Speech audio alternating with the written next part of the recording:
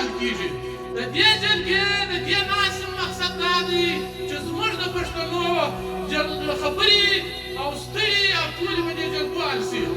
عاجزانو چې د غمیزۍ وو او د عمیزۍ بدي وه، که زموږ مشران نه وای ورته کښېنستلي او زموږ مشرانو غفلت نه وای کړی، دا اور یې وژلی وای، نن به دا اور تر دې ځای نه رارسېدلی. نو موږ خلکو مشرانو سپین ږیرو زما دپاره حق نه دی چې دا ووایم، خو دا اور دې خلکو نه کې مړ نه سو ولاړ. دویم موږ ته اوس دا موقع ده که دا اور مړ وای، نن به زموږ ټوله مشران پر دې ځای سره ناست وای. نن محمد خان هم ناست وای، د سیږي اور به مړ وای، دا هم ناست وای، بل به هم ناست وای.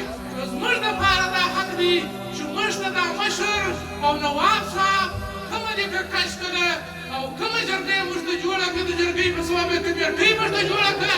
د دې کمیټۍ عمل به موږ کوو. هغه خلک موږ په کمیټۍ کې وغواړو چې یو ځای یې کړای شي، چې یو ناره څوک اورېدی شي، چې د الله دپاره رواني او د الله رضا پکښې کي.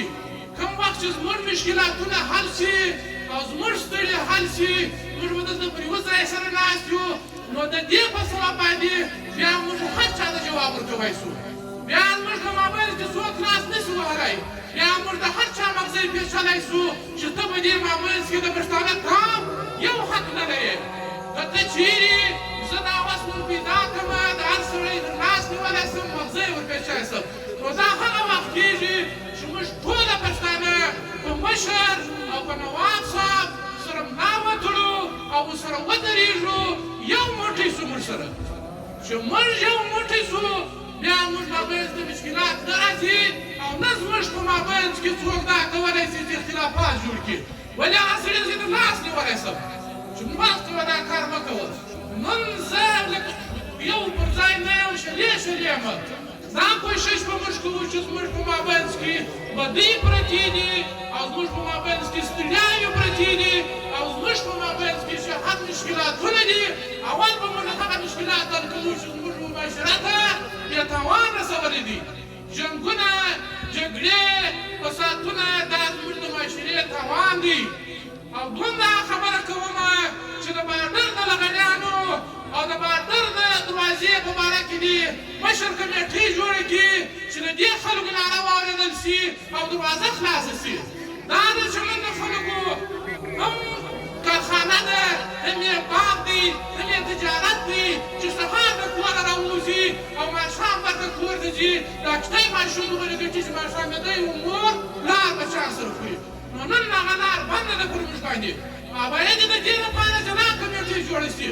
نو زه ستاسې ډېر جیب نه ضایع کوم، خو خبرې مې ډېرې په زړه کې دي. مشران ناست دي، علما ناست ده، زما لپاره حق نه دی. دا هر چا ته وایم چې اتفاق وکړي، اتحاد وکړي، د دې جرګې قدر وکړي، حمایت یې وکړي. په دا جرګه کې چې موږ ته مشر هره کمیټۍ راوټاکله، هغه کمیټۍ والا به بیا شپه ورځ پر ځان وکړي. دا شخړې به د قومو در مابینځ، د پښتنو در مابینځ دا موږ حل کوو. په دې ته به نه ورځ ورکوو، نه به ګنټه ورکوو. که چیرې موږ به دې ته وخت ورکړو، زموږ معاشره ورځ په ورځ تباه کېږي، زموږ پښتون ورځ په ورځ تباه کېږي او زموږ په مابینځ کې خلک لاسونه وهي.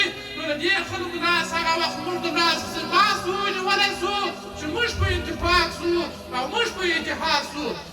یو الله بیا د مشر محمد خان شکریا ادا کوم چې موږ یې دلته راغوښتي، په دې ګنډال کې سره یو ځای کړي یو.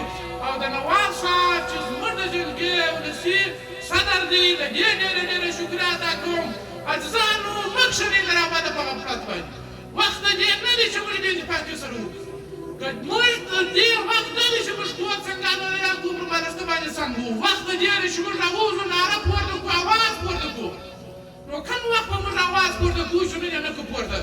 دا زموږ لپاره د هر مسلمان، د هر سپین ږیري، د هر ځوان لپاره دا حق دی چې د خپل حق په باره کې راووځي، د دې مشرانو، د دې مجموعې ملاتړ وکړي، ملګري وکړي. زموږ ملي مشر محمود خان زه ډېره شکریا ادا کوم چې موږ یې په دې نازک حال کې، په نازک حالات کې او موږ ټول مشران او سپین ږیري، علما، ځوانان او دلته سره یو ځای کړي یو او قومي جرګه یې دلته شروع ده.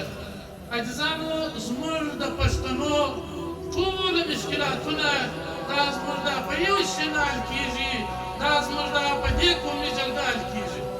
نو دا قومي جرګه چې نن ناسته ده په دې ځای، د دې جرګې پر قانون پر آیین باندې به موږ عمل کوو او موږ به پر دې لار ځو. دا به موږ نه کوو چې دلته موږ جرګه وکړه، د جرګې څخه ولاړو بیا نه سر خلاصوو، یا چې دا مشران وو هره لیکه موږ ته که شپه یي که ورځې موږ به هغه کوو او پر هغه لار به ځو، په هغه به عمل کوو. عزیزانو لږ وخت مې ټیم کم دی، وخت مې ضایع کومه.